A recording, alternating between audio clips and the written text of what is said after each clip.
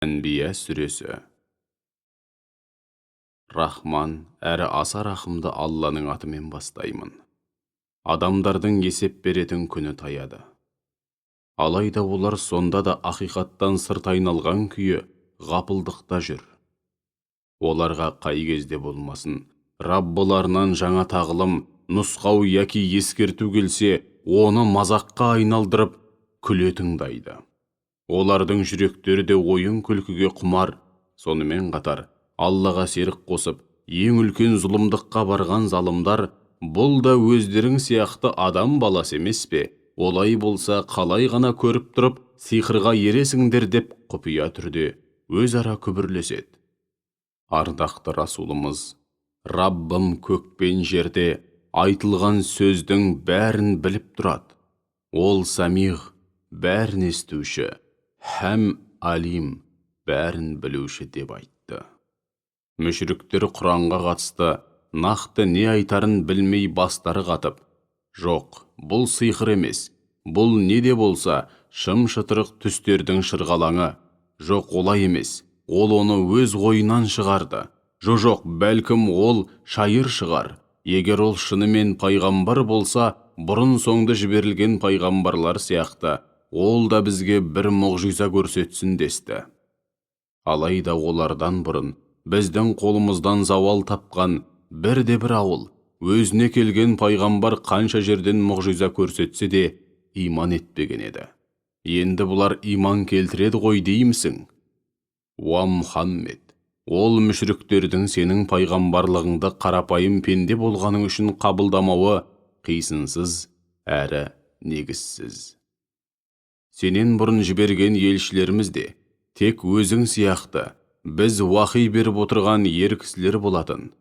Эй, кәпірлер, һәм басқа да адамдар, егер бұл ақиқатты өздерің білмесеңдер, уахиге сүйенген иләхи ілімнен сусындаған шынайы ілім иелерінен сұраңдар. Біз ол пайғамбарлардың тәнін ас-ауқатты қажет етпейтін тән қылмадық, сондай-ақ олар мәңгілікті емес. Содан кейін оларға, пайғамбарларға берген уәдемізді орындадық. Сөйтіп оларды, һәм олармен бірге болған, әрі өзіміз аман қалуын қалаған мүмін құлдарымызды жойқын азаптан құтқардық та, күпірлік қылуда, һәм күнә істеуде шектен шыққандардың көзін жойдық. Уа Құрайш қауымы, һәм күллі адамзат, міне, сендерге екі дүниеде де шынайы бақытқа жеткізетін, барлық қажетті қағидаларды қамтыған, һәм атақ-абыройларың да соның ішінде болған кітап түсірдік. Сонда да ақылға салып ойланбайсыңдар ма? Біз халқы Аллаға күпірлік қылып, залым болған қаншама ауылдың тас-талқанын шығарып, олардан кейін басқа қауымдарды жараттық.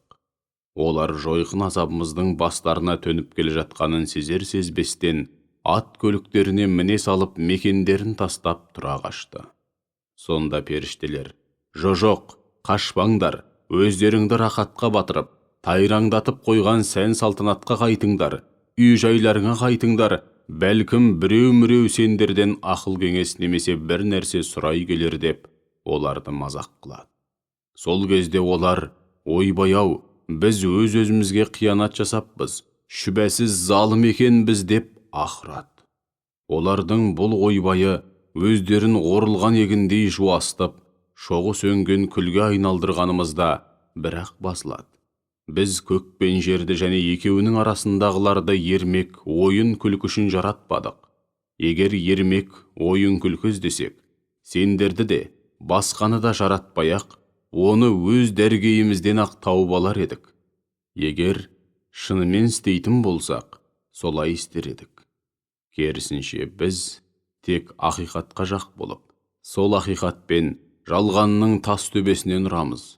Сөйтіп, ақиқат оның миын аузына түсіреді де, жалған бірден зауал табады.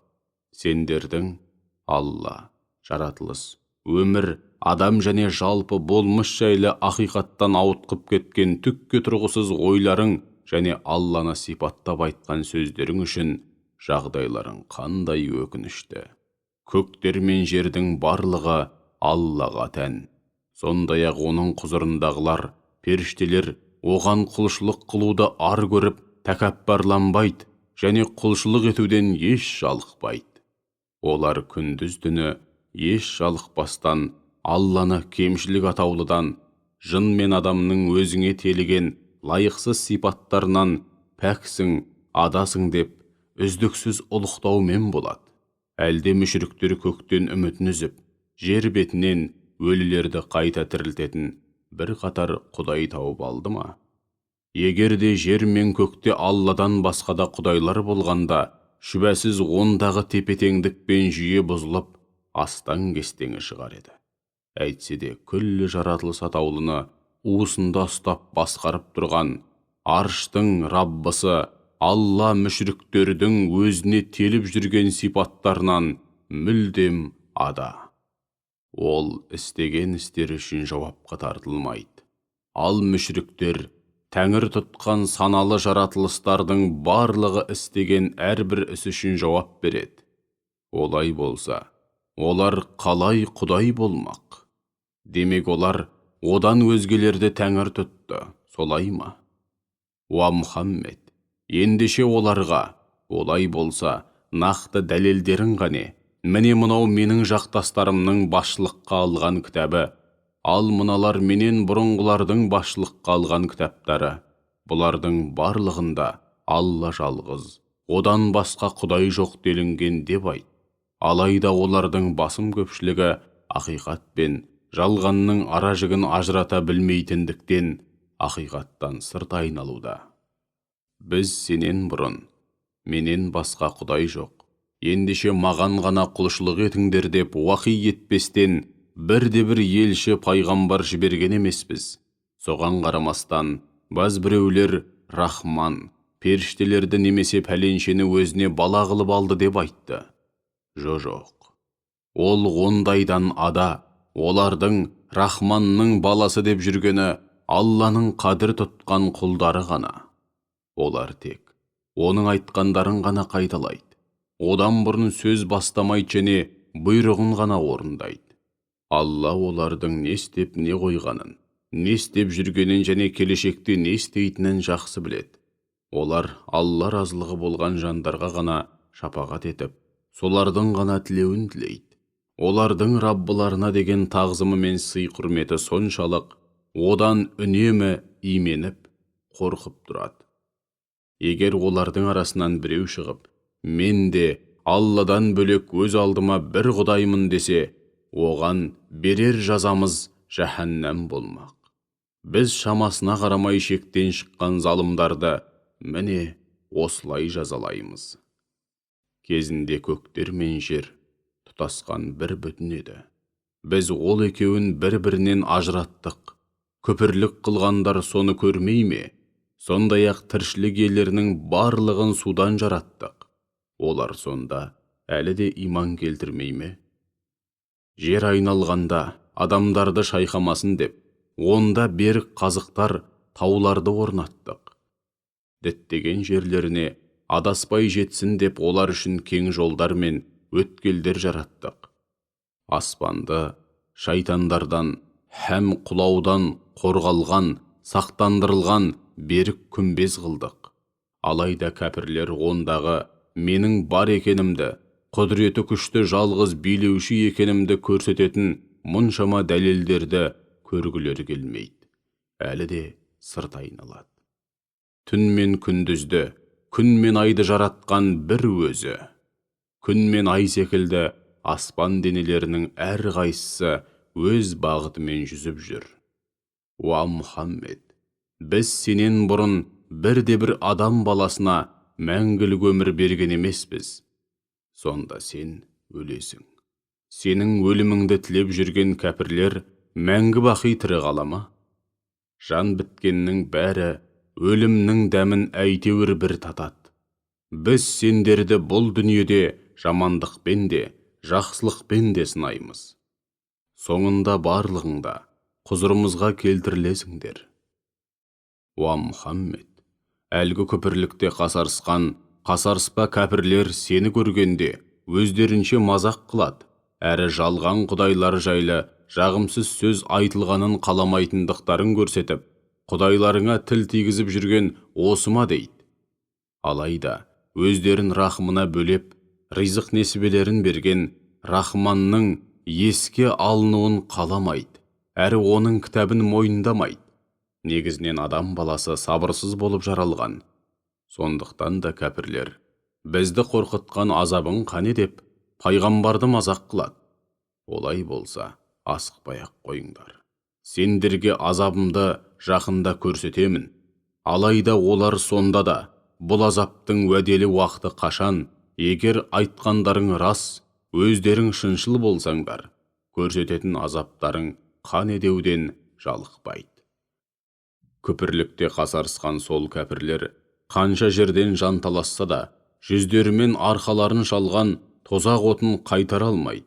Сондай-ақ өздеріне ешқандай жәрдем берілмейтін сол бір сәтті білсе ғой шіркін.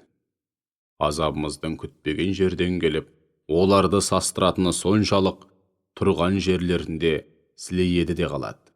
Сөйтіп олар оның бетін қайтара да алмайды, әрі өздеріне одан қашып құтылу үшін мұрсат та берілмейді. Уа Мұхаммед, шүбәсіз сенен бұрында қаншама пайғамбар тәлкекке ұшырады. Алайда ол кәпірлер мазаққа айналдырған азап, олардың өздеріне жан-жақтан құрсау салып, көздерін жойып жіберді. Оларға, егер сендерге түнде немесе күндіз азап жіберемін десе, сендерді ол Рахманнан кім қорғап қалалады деп айт. Олар осынау ақиқатты түсініп, хақ дінге бет бұрудың орнына Раббыларының кітабынан сырт айналуда. Жоқ, әлде олардың бізден басқа өздерін қорғап қолдайтын құдайлары бар ма? Анығында олардың тәңір тұтқан құдайлары өз қара бастарына да жәрдем бере алмайды. Сондай-ақ олар бізден де ешқандай достық пейіл көрмейді. Анығында, біз ол мүшриктерге де, ата-бабаларына да ризық несібе беріп, өмірдің қызығын көрсеттік.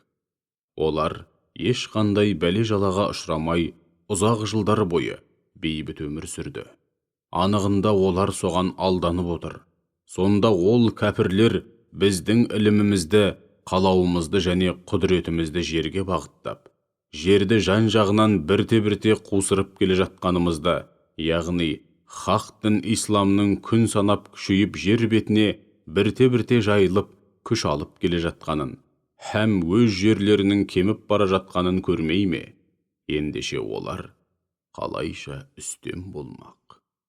Уа Мұхаммед, оларға мен сендерді өзіме келген уахи арқылы ғана, яғни сол уахиге сүйене отырып қана ескертемін. Алайда саңыраулар өздеріне ескерту жасалғанда айтылған сөзді естімейді. Сондықтан олар бұл ескертулерге қалай құлақ ассын? Ал егер оларға Раббыңның азабының азғантай лебі тисе, ойбай құрыдық. Өзімізге де обал жоқ. Біз шынында да залым болған екенбіз деп аһ ұрады. Қиямет күні, сол күнге тән дәл тартылатын әділет таразыларын құрамыз да, адамдардың дүниедегі істерін түгелдей тартамыз. Ол күні ешбір жанға титтейді әділетсіздік жасалмайды.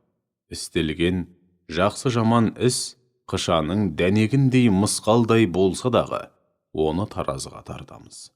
Біз жауапқа тартушылар ретінде жеткіліктіміз, яғни біздің жауапқа тартқанымыз әбден жеткілікті болады. Шүбәсіз біз Мұса мен Харунға ақиқат пен жалғанның ара жігін ажырататын кітап Фурқанды жібердік. Сөйтіп оны Алланың алдында асы болудан қорыққан тақуа жандар үшін нұр шашқан шуақ һәм насихат қылдық. Өйткені олар көзбен көрмесе де, Раббыларынан шын именіп, шынайы түрде тағзым етеді. Сондай-ақ олар қияметтен де қатты қорқады. Міне осынау Құранда біз түсірген құтты да мүбәрәк кітап. Солай бола тұра сендер оны мойындамайсыңдар ма? Ант етеміз. Біз Мұса мен Харуннан бұрын Ибраһимге де ақиқатты білдіріп, хидаят пен ақыл парасат бердік. біз оны қай жағынан болмасын жақсы білетін, өте жақсы танитын едік. Бірде ол әкесі мен қауымына, сендердің сонша тағзым етіп, тынбай табынып жүрген мына мүсіндерің не өзі деп сұраған еді. Сонда олар, біз ата-бабаларымыздың да оларға табынғанын көрдік деп жауап берді. Сол кезде Ибрахим оларға, ант етемін, сендер де, ата-бабаларың да анық адасуда екенсіңдер деді. Қауым оған, сен өзі шын айтып тұрсың ба, жоқ әлде қалжыңдап тұрсың ба деді. Ибрахим оларға, қалжыңы несі? Шүбәсіз сендердің раббыларың көктер мен жерді жоқтан жаратқан, һәм мінсіз жүйеге салушы. Мен осынау ақиқатқа куәлік етушілердің бірімін деді де, ішінен, Аллаға ант етемін, бәрін кеткеннен кейін бір айласын тауып, пұттарыңа әлақ көресіні көрсетемін деді.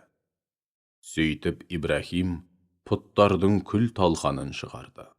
Тек өздері қайтып келгеннен кейін болған істің мән жайын содан сұрап білсін деп, қауымының ең үлкен пұтына тимеді. Қауымы қайтып келгенде, қирап жатқан пұттарды көріп, құдайларымызды мұншама талқандауға кімнің дәті бар декен, кім де болса мынауы барып тұрған зұлым екен деп шала бүлінді. Баз біреулері айтпақшы Ибрахим деген бір жас жігіттің оларға тіл тигізіп жүргенін естіген едік деді.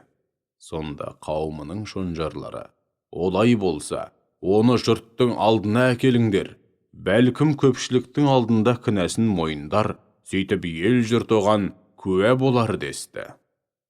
Сонда олар, «О, Ибрахим, құдайларымызға қарсы мына сұмдықты сен істедің бе?» деп сұрады. Ибрахим оларға, «Кім біледі? Бәлкім мына үлкендері, бұлар мен тұрғанда кішкентай пұттарға неге табынады деп ашуланғаннан солай істеген шығар. Егер сөйлей алатын болса, солардың өздерінен сұрасаңдаршы» деді. Сол кезде олар бір сәт өз-өзіне келіп, жүрегімен ар-ожданына үңіліп іштерінен, «Я, меңіреу пұттардан не сұрайсың? Ендеше ең үлкен қателікті, ақымақтықты істеген нағыз залым мына біз десті. Алайда көп ұзамай, қайтадан бұрынғы таз қалпына түсіп, тәкаппар кейіптерін тауып, өздерін бір сәтке болса да ойландырып тастаған Ибрахимге, олардың сөйлей алмайтынын өзің де жақсы білесің ғой деп зекіді. Ибрахим оларға, сонда сендер Алланы бұлай қойып, өздеріңе титтейде пайдасы тимейтін және ешқандай зиян да келтіре алмайтын меңіреу нәрселерге табынасыңдар ма? Масқара, сендерге де, Алладан басқа табынған нәрселеріңе де, сәлде болса ақылға салып ойланбайсыңдар ма деді. Сол кезде мүшіріктері өзара, егер нақты іске көшіп, мынаған қарсы шара қолданамыз десеңдер, оны отқа тастаңдар, сөйтіп құдайларыңа қолдау көрсетіңдер десіп, Ибрахимді өлім жазасына кесті. Сонда біз отқа, уа от, Ибрахим үшін салқын, һәм қауіпсіз, залалсыз бол деп бұйырдық. Олар осылайша Ибрахимге тұзақ құрғысы келді. Алайда біз олардың өздерін зиянға ұшыраттық. Сөйтіп тұзаққа өздері түсіп қалды. Содан оны мен оған иман келтірген Лотты кәпірлердің қолынан құтқарып, күллі адамзат үшін құтты да мүбәрәк қылған жерімізге, Шамға жеткіздік. Сондай-ақ оған қартайған шағында Исхақты және оған қоса немересі Яқупты сыйладық. Барлығын үнемі игі істер істейтін ізгі жандар қылдық. Оларды әміріміз бойынша адамдарға тура жолды нұсқайтын жолбасшы, көсем қылдық. Сөйтіп оларға қайырлы да игі істер істеуді, жақсылық жасауды, намазды кемеліне жеткізіп үзбей әрі уақытлы оқуды, зекет беруді уақи еттік. Олар бізге жан тәнімен құлшылық ететін жандар еді. Лотты да сондай жолбасшы көсем қылдық. Әрі оған әр істе дұрыс шешім қабылдай алатын және ақиқат пен жалғанның ара жігін ажырата алатын қабілет, даналық және ілім бердік. Сондай-ақ оны жеркенішті істер істейтін ауыл халқынан құтқардық. Шүбәсіз олар жамандық атаулыға сондай үйір Құдайдан безген қауым еді. Сөйтіп оны рахымымызға бөледік. Шынында да ол әрдайым игі істер істейтін ізгі жандардың бірі һәм бірегейі еді. Нұхты да сондай жолбасшы көсем қылдық. Ол Ибраһим мен Лұттан да бұрын өмір сүрген һәм бізге дұға етіп жалбарынған еді. Біз де өз кезегімізде оның дұғасын қабыл алып, оны әрі отбасы мен қауымынан иман келтіргендерді алапат апаттан құтқарған едік. Сөйтіп аяттарымызды мойындамаған қауымға қарсы оған қолдау көрсеттік. Олар шынымен де жамандық атаулыға үйір қауым еді. Сол үшін олардың барлығын суға батырдық. Дәуіт пен Сүлеймен де жолбасшы көсемдер еді. Есіңде ме? Кезінде екеуі түн ішінде бір қауымның бір отар қойы жайылып, талқандап кеткен егінге қатысты үкім айтқан еді. Сонда біз ол екеуінің шығарған үкіміне куә болдық. Сөйтіп, аталмыш мәселеге қатысты ең дұрыс үкімді аян беру арқылы Сүлейменге білдірдік. Анығында, біз екеуіне де дұрыс һәм орынды үкім шығара білу қабілетін, даналық және ілім бердік. Дәуітпен бірге Алланы ұлықтасын деп таулар мен құстарды, оның көркем зікірі, әсем дауысы мен жаратылыс атаулына тербелткен дауыс ырғағына тәнті қылып, оған бағынышты етіп қойдық. Сөйтіп олар да Дәуітке қосылып зікір айтып, Алланы ұлықтайтын еді. Міне, осының бәрін біз істедік. Сондай-ақ сендерді өз араларыңдағы сұрапыл соғыстың кесір-кесапатынан, қару соққысынан қорғау үшін оған сауыт соғу өнерін үйреттік. Ендеше, осынау нығметтерге лайықты түрде шүкір етер мекенсіңдер. Ал Сүлейменге күшті желді бағынышты қылдық. Күшті жел оның бұйрығымен біз құт береке артқан жерге, Шам өлкесіне қарай соғатын да, оны сол жерге ұшырып алып барып, қайта алып келетін. Біз барлық нәрсенің мәнісін, қыр-сырын толық білеміз. Сондай-ақ оған теңізге сүңгіп, түбінен інжу маржан теретін және одан басқа да жұмыстарды істейтін кейбір шайтандар мен жындарды бағынышты қылдық. Біз оларды Сүлейменнің әмірін екетпейтіндей етіп, жіті бақылап тұрдық. Сонымен қатар, қауымының көсемі, жолбасшысы болған Әюпті да есің ал. Кезінде ол, «Уа Раббым, мына дерт маған ауыр тиді, әбден кесірін тигізді, өзіңе құлшылық етуден де қалып барам. Сен рахымдылардың ең рахымдысысың» деп жалбарынған еді. Біз де өз кезегімізде оның дұғасын қабыл алып, тарапымыздан рахым және Аллаға жан тәнімен құлшылық ететін жандар үшін ғибрат болсын деп, оның дертінен құлан таза айықтырдық. Сондай-ақ оған бұрынғы бала-шағасына қоса тағы да соншама бала-шаға нәсіп етіп, басына бас қостық. Өз қауымын тура жолға бастаған көсемдерден Исмайылды, Идристі және Зулкифілді де есің ал. Олардың барлығы да өте сабырлы жандар еді. Олардың барлығын рахымымызға бөледік. Шынында да, олар әрдайым игі істер істейтін ізгі жандар болатын. Сондай жолбасшы көсемдерден Зуннунды, Юнус пайғамбарды да есің ал. Ол өз кезінде күпірліктен қайтпаған қауымына ашуланып, қауымын тастап кетіп қалған еді. Сөйтіп ол өзінің бұл ісін дұрыс деп санағандықтан, бізді өзін қыспаққа алмас деп ойлады. Алайда ол кейін қараңғы түнде, теңіздің түбінде һәм өзін жұтып қойған балықтың ішінде қат-қабат зұлматтардың ішінде жатып, сенен басқа тәңір жоқ. Сен мінсізсің, жаратылысқа тән кемшілік атаулыдан, дәрменсіздіктен, мұқтаждықтан адасың. Мен расында да өз-өзіне қиянат жасаған залымдардың бірі болыппын деп тәубе етіп, жалбарынған еді. Біз оның да дұғасын қабыл алып, еңсесін басқан қайғы мұңнан айықтырып, қиын қыстау жағдайдан құтқардық. Міне біз шынайы мүміндерді осылай құтқарамыз. Зәкәрияны да есің ал. Есіңде болса ол, уа Раббым, мені мирасқорсыз қу бас етіп, жалғыз қалдыра көрме. Өзіңнен басқаның бәрі пәни, бәрі өліп, өшкеннен кейін мәңгі бақи қалатын бір өзіңсің. Сондықтан да мұрагерлердің ең қайырлысы өзіңсің деп жалбарынған еді. Біз оның да дұғасын қабыл алдық. Және оған Яхияны сыйладық. Сол үшін жұбайын оған бала тауып бере алатындай жағдайға келтірдік. Расында олар, Зәкәрия, жұбайы және ұлдары Яхия, жақсылық жасауда бір-бірімен асыға жарысатын. Сондай-ақ рахымымыздан үміт еткен, әрі қаһарымыздан қорыққан күйде бізге жалбарынатын, олардың бізге деген сый құрметі мен мойынсұнуы шынында да ерекше еді. Сондай-ақ пәктігі мен арын сақтай білген Мәриямды да есің алғын. Біз оған рухымыздан үрледік. Сөйтіп оның өзін де, ұлын да күллі әлемге ғибрат, әрі шексіз құдіретіміздің айқын дәлелі қылдық. Міне, аталмыш пайғамбарлар, олардың соңынан ерген үмбеттері, һәм сендер барлығың сенімі ортақ бір үмбетсіңдер. Ал мен бәріңді жоқтан жаратқан, тіршілік сыйлаған, қолдап қорғайтын және өздеріңді һәм күллі болмысты жалғыз басқарып тұрған Раббыларыңмын.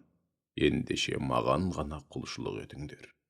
Бір өкініштісі, пайғамбарлардан кейін адамдар дін мәселесінде қырық пышақ болды да, топ-топқа бөлініп араларындағы береке бірліктің шырқын бұзды.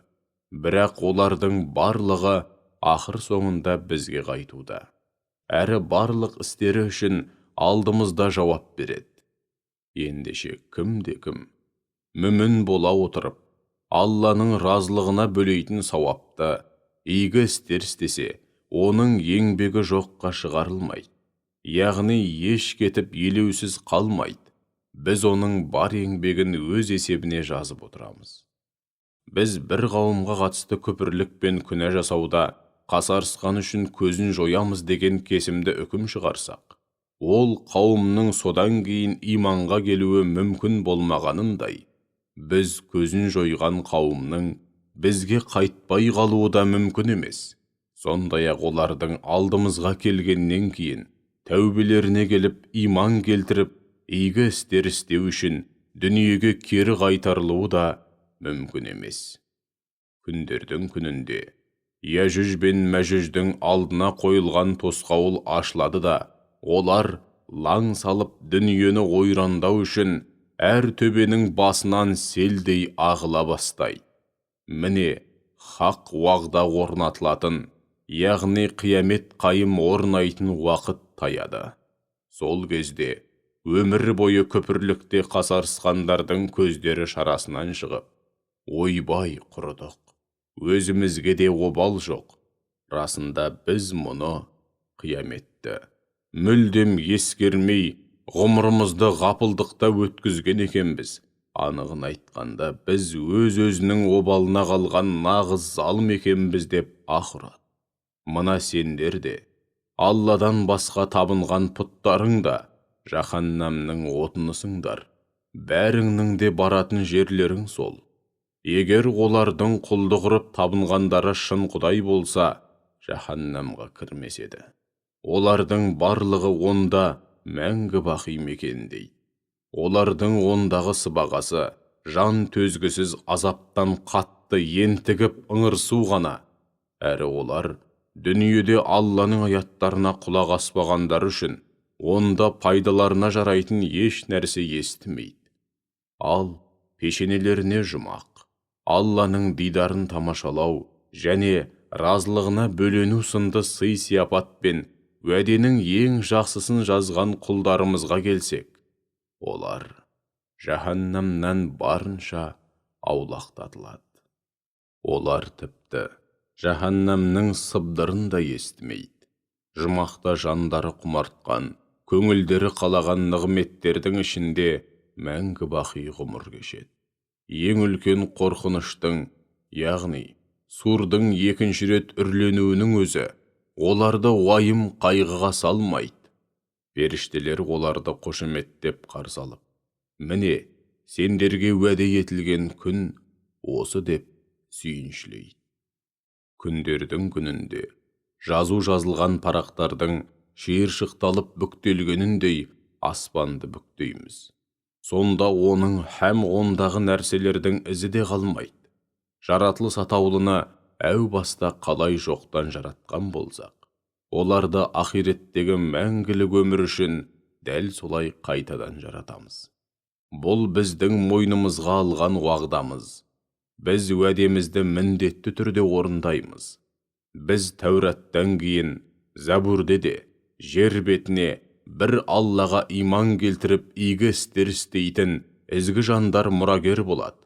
Яғни қиямет қайымнан және қияметті орнауына себеп болатын құбылыстардан бұрын жер бетіне солар иелік етеді. Сондай-ақ ақиретте де жұмақтың жеріне солар мұрагер болады деп жаздық. Шүбәсіз, бұл Құранда бізге жан тәнімен құлшылық ететін мүмін қауым үшін жеткілікті насихат бар. Уа Мұхаммед, біз сені күллі әлемге, күллі жаратылысқа теңдесі жоқ рахым ретінде ғана жібердік. Ендеше, маған уахи етілген ең ұлы ақиқат, сендердің құдайларың тек жалғыз Құдай. Олай болса оған толық мойын сұнып, мұсылман болмайсыңдар ма деп айт. Уа Мұхаммед, егер олар сонда да сырт айналып кететін болса, оларға жеткізуім міндеттелген ақиқатты бәріңе тегіс айтып жеткіздім, бәріңді тегіс ескерттім, алайда бастарыңа келет деп, өздеріңді қорқытқан қиямет, яғни сендерге дүниеде берілетін жойқын жаза мен қиямет қайым жақын ба, жоқ әлде алыс па, оны білмеймін. Еш күмәндарың болмасын. Алла хақ дінге қарсы ашық айтылған сөзді де, іштеріңе бүккен сырларыңды, жат пиғылдарыңды да толық білет. Қайдан білейін? Бәлкім сендерге берілген бұл уақыт, мұрсат, сынақ, һәм жалған өмірдің қызығын көре тұрсын деп берілген мұрсат қана болар деп айт. Сөйтіп, Алла елшісі соңында былай деді. Уа Раббым, мына кәпірлермен менің арамда әділ үкіміңді айта көр. Раббымыз, сендердің маған һәм Құранға жапқан орынсыз жалаларыңа қарсы өзінен ғана медет тілейтін Рахман Алла.